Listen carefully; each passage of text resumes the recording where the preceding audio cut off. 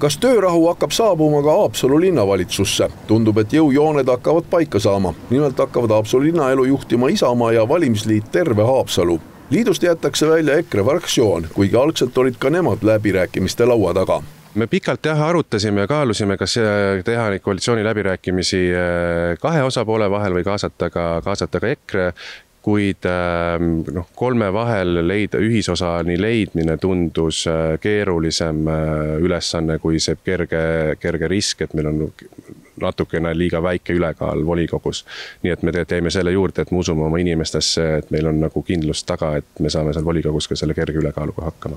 Uuel kaksikliidul saab olema Haapsalu volikogus napp enamus. Isamaa 11 kohale 25 mandaadilises volikogus saab olema lisaks valimisliidu 2 kohta, ehk siis vaid ühehääleline enamus. Meil on osad teemad vajavad lihtsalt ülekäimist ja lõplikult kokkuleppimist, et me oleme see koalitsioonileppe suures osas nagu läbi käinud koos kaasnevate asjadega, me selle käigus arutada tuleb. Aga nüüd on vaja sellele viimane pilk heita ja aru saada, et me oleme kõik ühtemoodi sellest aru saanud. Linnapea kohustused peaks selles koalitsioonis siis liikuma Isamaa liidrile, mida Haapsalu elanik ootab uuelt võimult. Igasugu toredaid asju, aga eelkõige, et ta meid armastaks. Nüüd mida oleks vaja linnaelus muuta? Ei oskagi niimoodi öelda. Alati on midagi muuta, aga ega ei maksa ka ummisjalu kõik asju ümber tegema minna. Midagi peaks peatänavaga ette võtma, see on nii kurva välimusega minu meelest.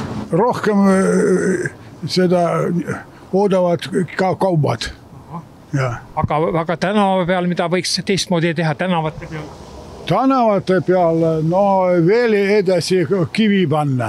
Ma arvan, et tähtsam on võib-olla see, et võib-olla tuleb säilitada neid asju, mis on linnarahvale meeldivaks kuidagi muutunud või on. Ootan, et uus linnavalitsus ja linnapea toob Haapsalu suve ellu ehk rohkem üritusi, toob tagasi üritusi, kuna need siin viimase mõne aastaga ma ütleks, et on ära langenud sellest, mis nad kunagi olid.